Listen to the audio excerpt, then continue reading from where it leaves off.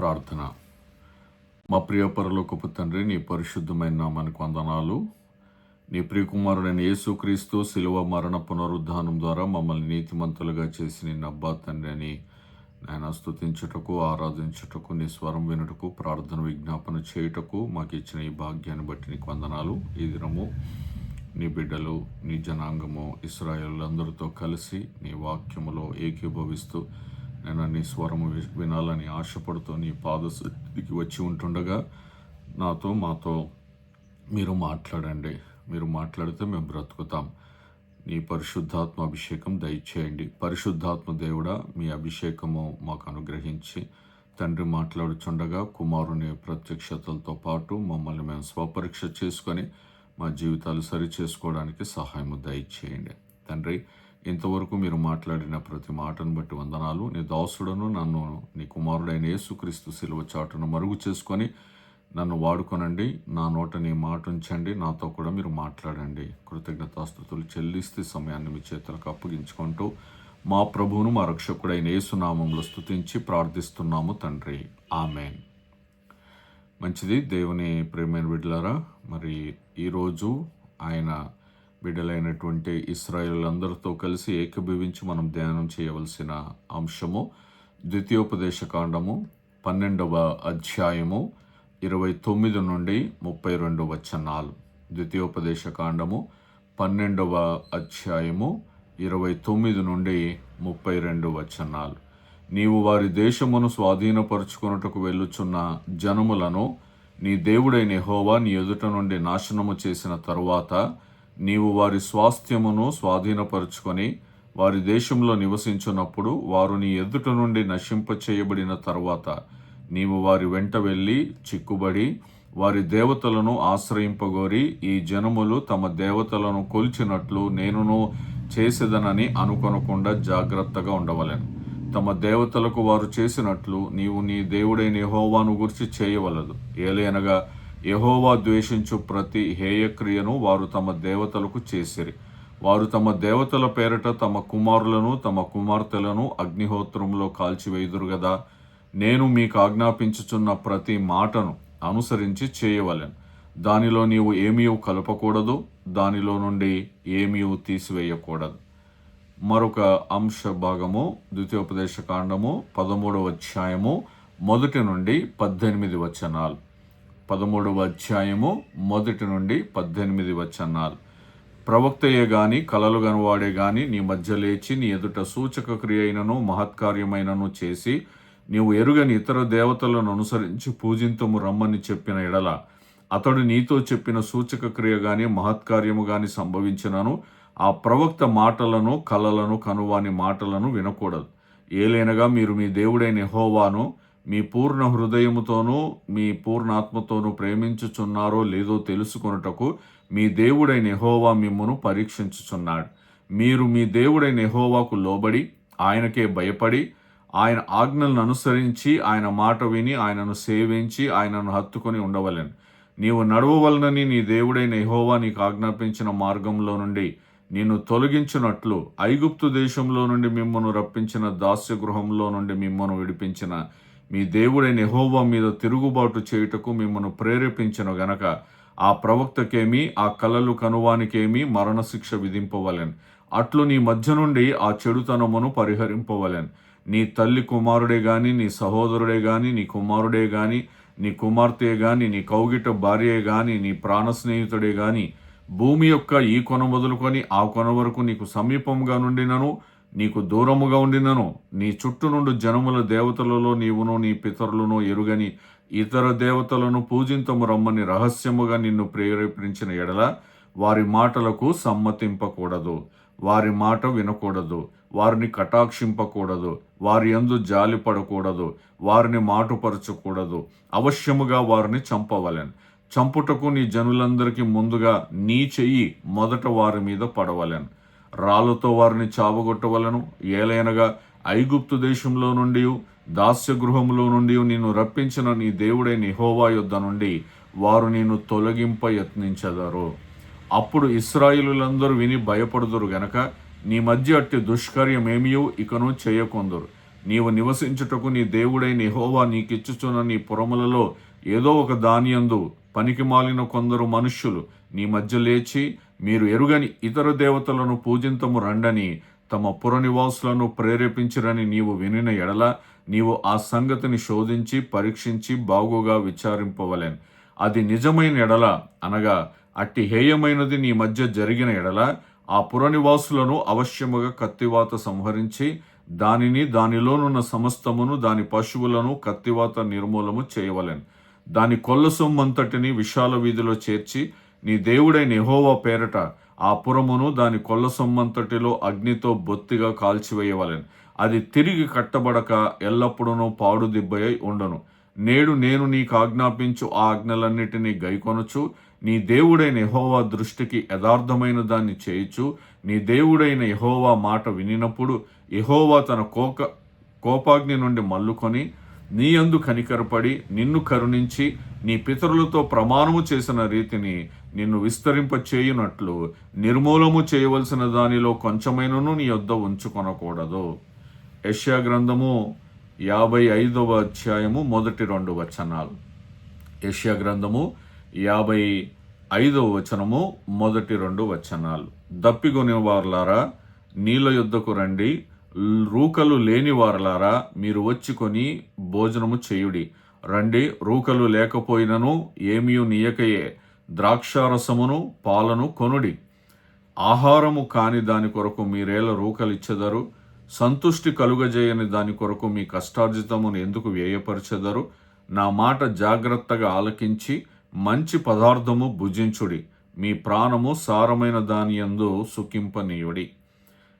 ఈ చదవబడినటువంటి 2 లేఖన భాగాలు ద్వితీయోపదేశ కాండము 12వ అధ్యాయము, అలాగే 13వ అధ్యాయము, యెషయా గ్రంథము 55వ అధ్యాయంలో మొదటి 2 వచనాలు. ఈ 2 భాగాల్లో విగ్రహారాధనను తిరస్కరించడం, దేవుని వాక్యానికి సంపూర్ణ విధేయత, ఆత్మీయ వివేచన, దేవుని ఉచిత కృప ఆహ్వానం అనే ప్రధాన అంశాలు మనకి ఇందులో బోధించబడతాయి. ద్వితీయోపదేశ కాండంలో మోషే 12-13 అధ్యాయాల్లో కనానీయుల ఆరాధన పద్ధతులను అనుసరించవద్దని చెప్తాడు. అలాగనే అబద్ధ ప్రవక్తలు వారు అద్భుతాలు చేసిన వారైనా సరే దేవుని నుండి దూరం చేయడానికి ప్రయత్నిస్తే వారిని అనుసరించవద్దని హెచ్చరిస్తాడు. యెషయా గ్రంథం 55వ అధ్యాయంలో దేవుడు దాహము గల వారందరినీ, ఆకలిగొనిన వారందరినీ నీళ్ళ యొద్దకు రండి అని అంటాడు. నిజమైన జీవాన్నిచ్చే ఆత్మీయ ఆహారాన్ని స్వీకరించమని ఆహ్వానిస్తూ ఉన్నాడు. ఇప్పుడు ఈ 2 ద్వితీయోపదేశ కాండము అలాగనే యెషయా గ్రంథములోని ముఖ్య అంశాలను మనం ధ్యానం చేసుకుందాం. మొదటిది, సత్యాన్ని కలుషితం చేయకూడదు. సత్యవాక్యమును కలుషితం చేయకూడదు. ద్వితీయోపదేశ కాండం 12వ అధ్యాయం 32వ వచనంలో, నేను మీకు ఆజ్ఞాపించుచున్న ప్రతి మాటను అనుసరించి చేయవలెను, దానిలో నీవు ఏమీ కలపకూడదు, దానిలో నుండి ఏమీ తీసివేయకూడదు. కలిపినా తీసివేసినా అది కలుషితం అయిపోతుంది. మనము ఒక వంటకము చేస్తున్నప్పుడు అందులో ఆ అనవసరమైనది ఏదైనా వేసినా, అవసరమైనది ఏదైనా తీసేసినా కూడా అది పాడైపోతుంది. మరి ఆ కొద్దిసేపు ఆకలి తీర్చే ఆహారంలో అలాగున చేస్తే మనల్ని జీవితాంతము ఇక్కడను పరలోకములో బ్రతికించే జీవాహారములో నుండి మనము ఏమీ కలపకూడదు, అందులో నుండి ఏమీ కూడా తీసివేయకూడదు. ధర్మశాస్త్రము దేవుని పరిపూర్ణ ప్రకటన, దేవుని పరిపూర్ణ ప్రత్యక్షత, అది మనకిచ్చాడు. అది ఆయన చిత్తం. ఆ చిత్తములో దాన్ని మనం మారుస్తున్నాము అనంటే ఆయన అధికారాన్ని మనం సవాలు చేస్తున్నట్టు, ఆయన చిత్తాన్ని మనము అవమానపరుస్తున్నట్టు. మరి ఇది దైవిక ప్రత్యక్షత యొక్క సంపూర్ణత. ధర్మశాస్త్రం అనేది దైవిక ప్రత్యక్షత యొక్క సంపూర్ణత. కాబట్టి ఇప్పుడు ధర్మశాస్త్రాన్ని రద్దు చేయడానికి కాదు కానీ నెరవేర్చడానికి యేసు ప్రభు వచ్చానంటాడు. మత్తయి సువార్త 5వ అధ్యాయం 17-18. ఆయన ధర్మశాస్త్రంలో నుండి ఏమైనా తీసేయచ్చు, ఏమైనా కలపొచ్చు. కానీ ఆయన ఎందుకు వచ్చాడు అనంట, మత్తయి సువార్త 5వ అధ్యాయం 17-18లో, ధర్మశాస్త్రమునైనను ప్రవక్తల వచనములనైనను కొట్టివేయవచ్చితినని తలంచవద్దు, నెరవేర్చుటకే గాని కొట్టివేయుటకు నేను రాలేదు అని అంటున్నాడు. అది నెరవేర్చబడాలి, అది మనము నెరవేర్చాలి. అందులో నాకు ఇది వద్దులే, నేను ఇది చేయలేనులే అని తీసేయకూడదు. మన సొంత జ్ఞానం చేత అందులో దేన్ని అయినా కూడా కలపకూడదు. 18వ వచనంలో ఆకాశమును భూమియు గతించిపోయిననే గాని ధర్మశాస్త్రమంతయు నెరవేరు వరకు దాని నుండి ఒక పొల్లైనను ఒక సున్నైనను తప్పిపోదని నిశ్చయముగా మీతో చెప్పుచున్నాను. మన ప్రభు మన రక్షకుడు అంత ఖచ్చితంగా చెప్పినప్పుడు మరి ఆయన దానిని నెరవేర్చడానికి వచ్చినప్పుడు మనం అందులో నుండి ఏది తీసివేయకూడదు, అందులోకి ఏది కూడా మనము కలపవద్దు. ఈ మాట మత్తయి సువార్త అంటే క్రొత్త నిబంధనలో మొదటి పుస్తకంలో మనం చూస్తాము. ఇదే మాట క్రొత్త నిబంధనలో చివరి పుస్తకంలో కూడా మనం చూస్తాం. ప్రకటన గ్రంథము 22వ అధ్యాయం 18, 19. ప్రకటన గ్రంథము 22వ అధ్యాయము 18, 19 వచనాలు. ఈ గ్రంథమందున్న ప్రవచన వాక్యములను విను ప్రతి వానికి నేను సాక్ష్యమిచ్చున్నది ఏమనగా, ఎవడైనను వీటితో మరి ఏదైనాను కలిపిన ఎడల ఈ గ్రంథంలో రాయబడిన తెగుళ్ళు దేవుడు వానికి కలుగజేయును. అంటే లేనిది ఈ గ్రంథంలో సత్యవాక్యములో కలిపితే దేవుడు ఈ గ్రంథంలో రాయబడిన తెగుళ్ళు దేవుడు మనకి కలుగజేయును అని అంటున్నాడు. మరి నిర్గమాకాండం నుండి మనం చూస్తాం తెగుళ్ళు, ప్రకటన గ్రంథం వరకు చూస్తాం తెగుళ్ళు. అది ఎంత భయంకరమైన విషయమో ఇది కలిపితే. 19వ వచనంలో ఎవడైనను ఈ ప్రవచన గ్రంథమందున్న వాక్యములలో ఏదైనాను తీసివేసిన ఎడల, 19వ వచనము తీసివేయట గురించి మాట్లాడుతున్నాడు. దేవుడు ఈ గ్రంథములో రాయబడిన జీవవృక్షములోని పరిశుద్ధ పట్టణంలోనూ వానికి పాలు లేకుండా చేయి. మీరు చూడండి, ఆది కాండములో కూడా జీవవృక్షము, ప్రకటన గ్రంథములో కూడా జీవవృక్షము. 18వ వచనంలో కలిపితే నిర్గమకాండము నుండి ఉన్నటువంటి తెగుళ్ళు ప్రకటన గ్రంథం వరకు ఏవైతే తెగుళ్ళు ఉన్నాయో అవన్నీ దేవుడు వాళ్ళకు కలుగు చేస్తా అన్నాడు. తీసేస్తే జీవవృక్షంలో పరిశుద్ధ పట్టణంలో వానికి పాలు లేకుండా చేస్తాను అని అంటున్నాడు. అది ఎంత తీవ్రమైనటువంటి భయంకరమైనటువంటి విషయమో. సత్యాన్ని మనం కలుషితము చేయకూడదు. మన సొంత మాటలు, మన సొంత జ్ఞానము అందులోకి కలపకూడదు. రెండవది, అద్భుతాలు కంటే విధేయత గొప్పది. అద్భుతాలు కంటే విధేయత గొప్పది. ద్వితీయోపదేశ కాండం 13వ అధ్యాయము 1 నుండి 5 వచనాలు మనం చూసుకున్నట్లయితే, ఇంతకుముందు చదువుకున్నాం.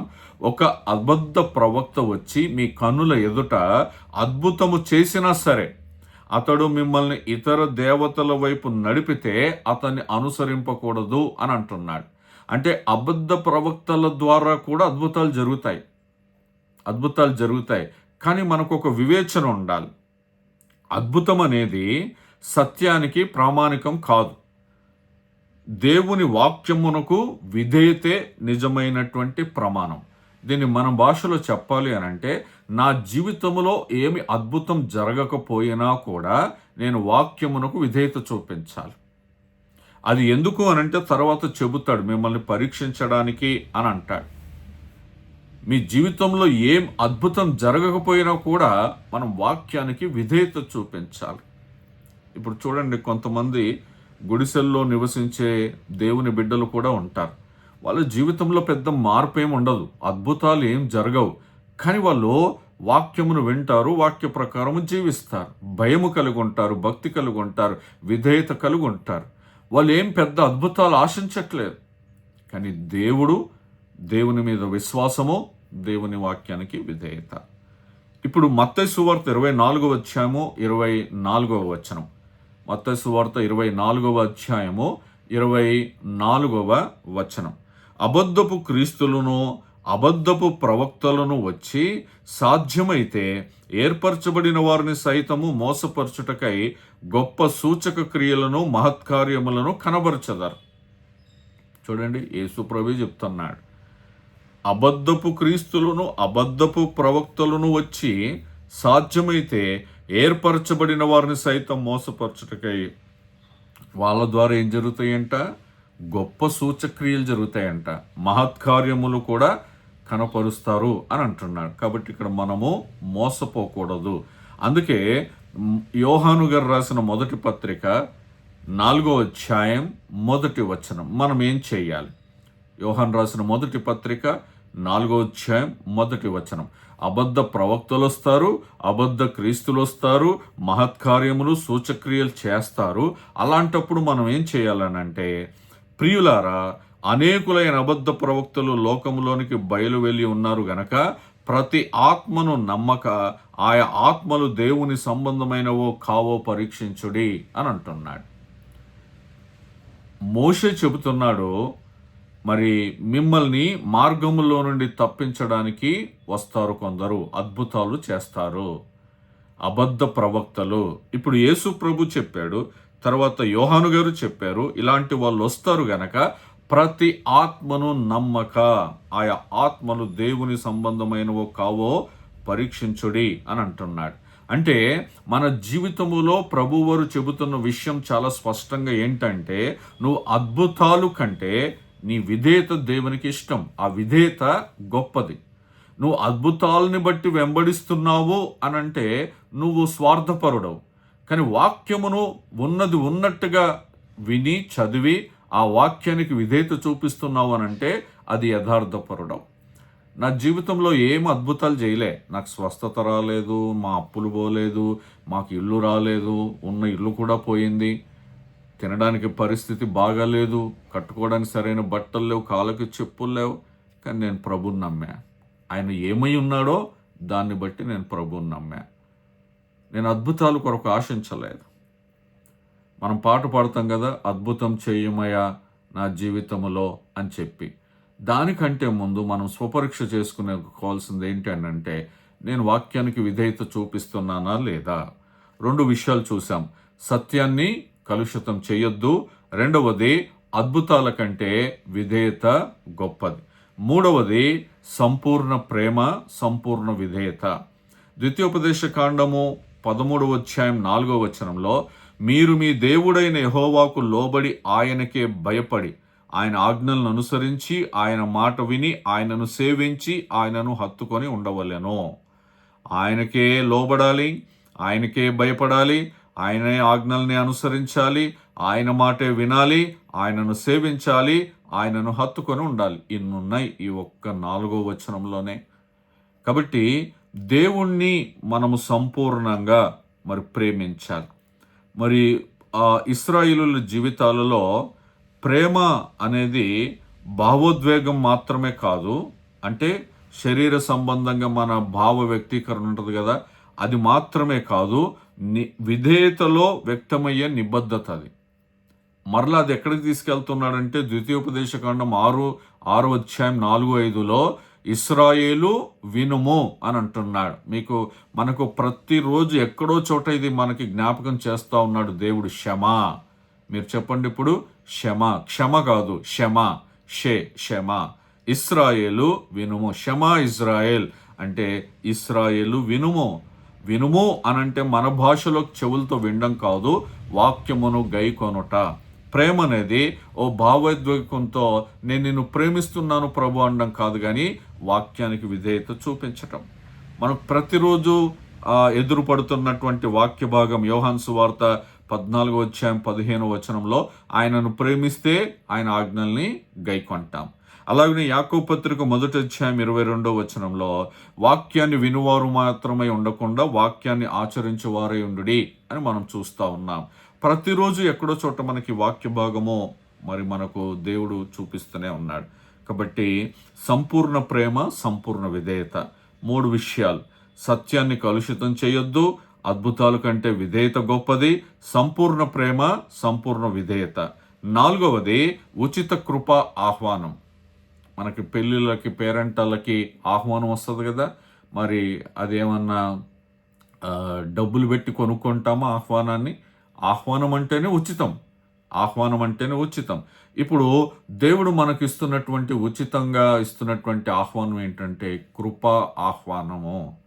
యెషయా గ్రంథం 55వ అధ్యాయము 1వ వచనంలో, దప్పిగొనిన వారులారా నీళ్ళ యొద్దకు రండి, రూకలు లేని వారులారా, మీరు వచ్చి కొని భోజనము చేయుడి. రండి, రూకలు లేకపోయినను ఏమీయు నీయకని ద్రాక్షారసమును పాలను కొనుడి అని అంటున్నాడు. నీరు అనేది ఇశ్రాయేలుల సాంప్రదాయంలో ధర్మశాస్త్రానికి ప్రతీక. ఇప్పుడు కూడా మనకు అదే ప్రతీక. నీరు వాక్యానికి సాదృశ్యంగా ఉంది. దాహము అనంటే దేవుని జ్ఞానము, అలాగనే ఆయన నీతి కోసము కలిగి ఉన్నటువంటి ఆత్మీయ దాహం, అలాగనే అది ఆత్మీయ ఆహారము కూడా. కాబట్టి నేను ఆత్మీయ దప్పిక కొంటే నేను నీళ్ళ దగ్గరికి రావాలి. ఆ నీళ్లు దేవుడు నాకు ఉచితముగా ఇస్తున్నాడు. ఆయన కృపను బట్టి ఇస్తున్నాడు. మనము ఆదివారం చూసుకున్నాం, వర్షము, అభిషేకం, నీళ్లు, ఇక్కడ ఆత్మ సంబంధమైనటువంటి త్రాగే నీరు, లేకపోతే ఆత్మ సంబంధమైనటువంటి దాహం. ఇక్కడ కొని భోజనం చేయుడి అని అంటున్నాడు. ఆత్మ సంబంధమైన ఆకలి. ఈ మొదటి వచనంలో ఆత్మ సంబంధమైన దాహము, ఆత్మ సంబంధమైన ఆకలి గురించి మాట్లాడుతున్నాడు. అది దేవుడు ఉచితంగా మనకు తీరుస్తాడంట. ఇప్పుడు గవర్నమెంట్ వారు కూడా ఉచిత భోజన పథకాలు అనేది స్కూల్లో ఉన్నాయి, కానీ పిల్లలకి ఇప్పుడు కొత్తగా బ్రేక్ఫాస్ట్ కూడా ఉచితంగానే పెడుతున్నారు. అయితే బయట మనకి చూడండి, 5 రూపాయలకి భోజనం పెడుతూ ఉన్నారు. ఖచ్చితంగా డబ్బు ఎంతో కొంత తీసుకుంటూ ఉన్నారు. మరి ఉచితంగా పెట్టేవాళ్ళు చాలా కొద్ది మంది మాత్రమే. అయితే ఆ ఉచితంగా తిన్న భోజనం మనల్ని పరలోక రాజ్యానికి తీసుకొని వెళ్ళవు. ఈ శరీర సంబంధంగా ఉచిత భోజనం ఎవరు పెట్టినా అది ఆ పూట ఆకలి తీరుస్తుంది, కానీ మన ఆత్మీయ దాహము, ఆత్మీయ ఆకలి తీర్చదు. ఎవరు నీళ్ళిచ్చినా అప్పుడున్నటువంటి దాహము, శరీర సంబంధమైన దాహం తీర్చబడుతుంది. అప్పుడు ఉన్నటువంటి శరీర సంబంధమైన ఆకలి తీర్చబడుతుంది. కానీ ప్రభు దగ్గరకు వస్తే మన ఆత్మ సంబంధమైన జీవితానికి సరిపడా ఆత్మ సంబంధమైన దాహము, ఆత్మ సంబంధమైన ఆకలి తీర్చబడుతుంది. అందుకే యోహాను సువార్త 4వ అధ్యాయం 13-14 వచనాల్లో, నేనిచ్చే నీళ్లు త్రాగువారు నిత్య జీవానికి ఊటగా ఉంటుందని అంటాడు. అందుకు యేసు, ఈ నీళ్లు త్రాగు ప్రతివాడును మరల దప్పిగొన్ను. ఏది సమరయ స్త్రీతో చెప్తాడు కదా, ఈ బావిలో నీళ్లు తాగేవాడు మరల దప్పిగొంటాడు. నేనిచ్చు నీళ్లు త్రాగువాడు ఎప్పుడునూ దప్పిగొనడు. నేను వానికిచ్చు నీళ్లు నిత్య జీవమునకై వానిలో ఊరడి నీట బుగ్గగా ఉండునని ఆమెతో చెప్తాడు. యోహాను సువార్త 7వ అధ్యాయము, మరి ఇప్పుడు 4 చదువుకున్నాం. 7వ అధ్యాయం 37-38 వచనాల్లో చూసుకుంటే మనం ఆదివారము ధ్యానం చేసుకున్నాం. ఆ పండుగలో మహాదినమైన అంత్యదినమున యేసు నిలిచి, ఎవడైనాను దప్పిగొని నీడల నా యుద్ధకు వచ్చి దప్పి తీర్చుకునవలెను. నా యందు విశ్వాసముంచు వాడెవడో లేఖనము చెప్పినట్టు వాని కడుపులో నుండి జీవజల నదులు పారునని బిగ్గరగా చెప్పాను అనంటే ఎంత ప్రాముఖ్యమైన విషయం. సృష్టికర్త మన కొరకు ప్రాణం పెట్టినటువంటి ప్రభు, మనల్ని రక్షించి విమోచించే ప్రభువు ఆయన బిగ్గరగా చెబుతున్నాడు, ఆయన దగ్గరికి రమ్మని చెప్పి, ఆయన ఇచ్చే నీళ్లు తీసుకొనమని చెప్పి. 4 విషయాలు చూసుకున్నాం. సత్యాన్ని కలుషితం చేయొద్దు, అద్భుతాల కంటే విధేయత గొప్పది, సంపూర్ణ ప్రేమ, సంపూర్ణ విధేయత, ఉచిత కృప, ఆహ్వానము. 5వది నిజమైన తృప్తి దేవుని వాక్యంలోనే. యెషయా గ్రంథం 55వ అధ్యాయం 2వ వచనంలో, యెషయా గ్రంథం మనం చదువుకున్న 50వ అధ్యాయం 2వ వచనంలో, ఆహారము కాని దాని కొరకు మీరేల రూకలిచ్చెదరు, సంతుష్టి కలుగజేయదాని కొరకు మీ కష్టార్జితమును ఎందుకు వ్యయపరచెదరు? నా మాట జాగ్రత్తగా ఆలకించి మంచి పదార్థము భుజించుడి, మీ ప్రాణము సారమైన దాని యందు సుఖింపనీయుడి అని అంటున్నాడు. అంటే సంతుష్టి కలుగజేయని దాని కొరకు మీ కష్టార్జితమును ఎందుకు వ్యయపరచెదరు? మన పిల్లలు కొన్నిసార్లు అది కొను డాడీ, ఇది కొను డాడీ అని అంటారు. మనకు ఒక అవగాహన ఉంటుంది, ఆ కొనే ఆహార పదార్థము మనకు మంచిదా కాదా. చాలాసార్లు మనం పిల్లలకి చెప్తాం, నాన్న అది మంచిది కాదు, అది తింటే మన ఆరోగ్యం చెడిపోతుంది అని మనం చెప్తాం. ఇప్పుడు దేవుడు నీతో నాతో చెప్తుంది ఏంటంటే, ఆహారము కాని దాని కొరకు మీరేలా రూకలిచ్చేదారు. ఈ కుర్కురే ప్యాకెట్స్ ఉంటాయి కదా, పిల్లలు చాలా ఇష్టంగా తింటారు. అది వీడియోస్లో మనం చూస్తాం. ఆ కురుకురేను కాలుస్తూ ఉంటే ఇలా డాంబర్ లాగా అది పడుతూ ఉంటుంది. అది ప్రమాదం, ఎంత ప్రమాదం. ఆహారం కాని దాని కొరకు మనం డబ్బులు ఖర్చు చేస్తూ ఉన్నాం. ప్రభు అదే ప్రశ్నిస్తున్నాడు ఇప్పుడు.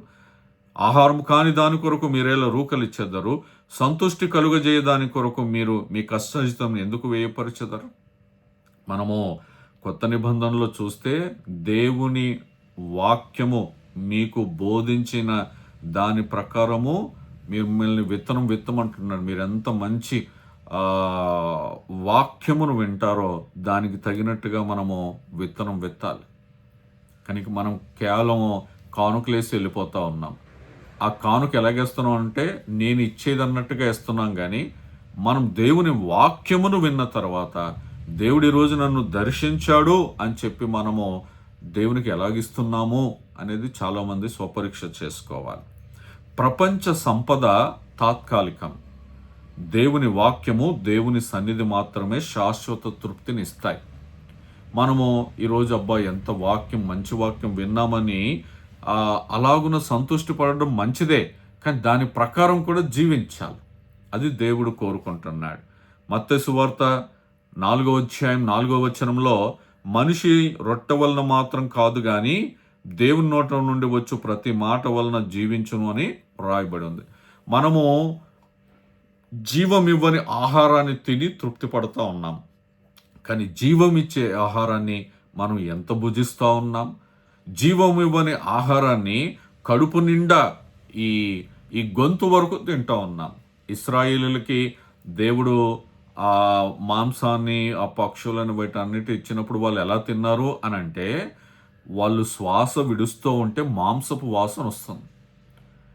20 లక్షల పైచిలుకు ప్రజలు, అంటే కుట్టి కాల్బలమే, అంటే పెద్దవారు, వాళ్ళు మాంసము తింటూ ఉంటే ఒకే చోట వాళ్ళ శ్వాస విడిస్తే, మనం చూడండి ఏదన్నా పెళ్ళికో ఫంక్షన్కో వెళ్ళిన తర్వాత కారులో వెళ్తూ ఉంటే కొన్నిసార్లు మనకి గ్యాస్ లాగా బయటకు వస్తుంది కదా ముక్కుల్లో నుండి, ఆ వాసనే మనం తట్టుకోలేం. ఒక్కరు ముక్కుల్లో నుండి వస్తే, అన్ని లక్షల మంది వస్తే ఎలాగుందో ఆలోచన చేయండి. జీవం ఇవ్వని ఆహారం గురించి అలాగున ఆలోచన చేస్తే ఇక్కడ అంటున్నాడు, మనుష్యుడు రొట్టె వలన మాత్రం కాదు కానీ దేవుడు నోట నుండి వచ్చే ప్రతి మాట వలన జీవించను. యోహాను సువార్త 6వ అధ్యాయం 35వ వచనంలో జీవాహారము నేనే, నా యొద్దకు వచ్చేవాడు ఏమాత్రము ఆకలి కొనడు అని అంటున్నాడు. ఇది ఎలాంటి జీవాహారము అనంటే తిమోతికి రాసినటువంటి 2వ పత్రిక 3వ అధ్యాయము 16-17 వచనాలు. మనం ఎలాంటి ఆహారము భుజించాలి అనంటే తిమోతికి రాసిన 2వ పత్రిక 3వ అధ్యాయం 16-17 వచనాలు. దైవజనుడు సన్నద్ధుడై ప్రతి సత్కార్యమునకు పూర్ణముగా సిద్ధపడి ఉండనట్లు దైవావేశము వలన కలిగిన ప్రతి లేఖనం. మనం ఏది భుజిస్తూ ఉన్నామో, ఒక మంచి వంటవాడు. మొన్న యేసుపదం గారు మేము ఒక పెళ్ళికి వెళ్ళాం. ఆ పెళ్లిలో వంటలు చాలా బాగున్నాయి. యేసుపదం అంకులు ఈ వంట చేసిన వ్యక్తి ఎవరు, అతని ఫోన్ నంబర్ నాకు ఇవ్వండి అని చెప్పి అడిగారు. అడిగితే దాని అర్థం ఏంటి, ఆ వ్యక్తి ఆ వంటల్ని బాగా చేశాడు. ఆ వ్యక్తి ద్వారా ఆ వంటలు చేయబడ్డాయి. శంషాబాద్లో ఎక్కడో ఉంటాడు. ఇప్పుడు ఇదేమిటి, ఈ జీవాహారం ఏమిటి అనంటే దైవావేశము వలన కలిగిన ప్రతి లేఖనం. ఒక మనిషి చేసిన వంటలు అలాగున రుచికరంగా ఉంటే దైవావేశం వలన కలిగినటువంటి ప్రతి లేఖనము ఉపదేశించుటకు, ఖండించుటకు, తప్పుదిద్దుటకు, నీతి యందు శిక్ష చేయుటకును ప్రయోజనకరమై ఉన్నది. హెబ్రీయులకు రాసిన పత్రిక 5వ అధ్యాయం 14వ వచనంలో వయస్సు వచ్చిన వారు అభ్యాసము చేత మేలు కీడులను వివేచించుటకు సాధకము చేయబడిన జ్ఞానేంద్రియములు కలిగి ఉన్నారు గనక బలమైన ఆహారము వారికే తగును. వివేచించుటకు సాధకము చేయబడిన జ్ఞానేంద్రియములు కలిగి ఉన్నారు. అలాంటి వారికి బలమైన ఆహారం. మనం తీసుకుంటున్నది ఆషామాషి ఆహారం కాదు. డాక్టర్ దగ్గరికి వెళ్తే నీరసంగా ఉన్నాడని వెళ్తే మంచి ఫుడ్ పెట్టండి, బలమైన ఆహారం పెట్టండి అంటున్నాడు. ఎంత బలమైన ఆహారం పెట్టినా ఆ మనిషి నశించిపోవాల్సిందే, అతని ఆత్మ నశించిపోవాల్సిందే. కానీ ఇక్కడ మనము బలమైన ఆహారం తీసుకుంటున్నాం. ఎందుకనంటే ఒకానొక దినమున శాశ్వతముగా ఉండే నిత్య జీవంలోనికి మనము ప్రవేశించబోతున్నాం. అందుకే రోమిలకు రాసిన పత్రిక 12వ అధ్యాయం 2వ వచనంలో మీరు ఈ లోక మర్యాదను అనుసరింపక, ద్వితీయోపదేశకాండం చదువుకున్న లేఖన భాగంలోకి వెళ్తే మోషే ఏం చెప్తున్నాడంటే, మీరు వెళ్తున్న ఏ దేశంలోనైనా సరే వాళ్ళు వచ్చి వాళ్ళ దేవతల వైపు ఆరాధించాలని మిమ్మల్ని తిప్పితే మరలొద్దు అని అంటున్నాడు. ఇప్పుడు అదే మాట మీరు ఈ ఎందుకంటే ఎవరి దేవతలు వాళ్ళకు ఉన్నారు, వాళ్ళను పూజిద్దాం రండి అని చెప్పి తీసుకొని వెళ్తారు, అద్భుతాలు చూపిస్తారు. కానీ మనం మరలకూడదు, ఈ లోక మర్యాదను అనుసరింపక అని అంటున్నాడు. ప్రకటన గ్రంథము 22వ అధ్యాయము 17వ వచనం. మొన్న ఆదివారం కూడా ధ్యానం చేశాం ఈ వచనం. ప్రకటన గ్రంథం 22వ అధ్యాయం 17వ వచనం. ఆత్మయు పెండ్లి కుమార్తెయు రమ్ము అని చెప్పుచున్నారు, వినువాడును రమ్ము అని చెప్పవలెను, దప్పిగొనిన వానిని రానిమ్మో, ఇచ్చయించు వానిని జీవజలమును ఉచితముగా పుచ్చుకొనిమ్మో అని అంటున్నాడు. కాబట్టి నిజమైన తృప్తి దేవుని వాక్యంలోనే మనం పొందుకోవాలి. మన జీవకది ఎలాగుండాలంట, మధురమైన తేనెలాగా ఉండాలి. ఆ వాక్యం చదువుతున్నప్పుడు 5 విషయాలు మనం చూసాం. సత్యాన్ని కలుషితం చేయొద్దు, అద్భుతాల కంటే విధేయత గొప్పది, సంపూర్ణ ప్రేమ, సంపూర్ణ విధేయత, ఉచిత కృపాహ్వానము, నిజమైన తృప్తి దేవుని వాక్యంలోనే ఉంటుంది. దేవుని సత్యానికి రాజీ పడకుండా, ఈ 2 లేఖన భాగాలు ద్వితీయోపదేశకాండం, యెషయా గ్రంథంలో దేవుని సత్యానికి రాజీ పడకుండా ఆయన వాక్యానికి విధేయులై ఆయన మాత్రమే ఇవ్వగల జీవజలాన్ని మనము స్వీకరించాలి. ధర్మశాస్త్ర సత్యానికి కట్టుబడి ఉండాలి, అది సత్యం. అబద్ధ బోధలను తిరస్కరించాలి, దేవుని కృపా పిలుపునికి స్పందించాలి. రండి అని ఆహ్వానిస్తున్నాడు, మనం వెళ్ళాలి. ఆ వాక్యం, ఆ జీవజలం దగ్గరికి మనం వెళ్ళాలి. నిబంధన జీవితానికి మూలాధారము అదే. కాబట్టి నూతన నిబంధనలో కూడా ఇదే సూత్రాన్ని క్రీస్తు బలపరుస్తూ ఉన్నాడు. క్రీస్తులో లభించే జీవజలాన్ని మరి మనము స్వీకరించి దేవుని వాక్యానికి స్థిరమైన విధేయతను చూపించాలని దేవుని వాక్యం మనల్ని ఈరోజు ఆహ్వానిస్తుంది. ఈ ఆహ్వానం మనకు ప్రతిరోజు ఉంది. పెళ్ళిళ్ళ ఆహ్వానం ఎప్పుడో ఉంటుంది, ఫంక్షన్ల ఆహ్వానం ఎప్పుడో ఉంటుంది, కానీ ఈ ఆహ్వానం ప్రతిరోజు రండి రండి రండి, జీవజలాన్ని తీసుకొనండి. ఈరోజు మనమందరం కూడా ఒక తీర్మానం చేసుకోవాలి, సత్యానికి విధేయత చూపిద్దాం, జీవజల ఆహ్వానాన్ని స్వీకరిద్దాం. ఆ కృప దేవుడు మనందరికీ దయచేయునుగాక. ఆమెన్.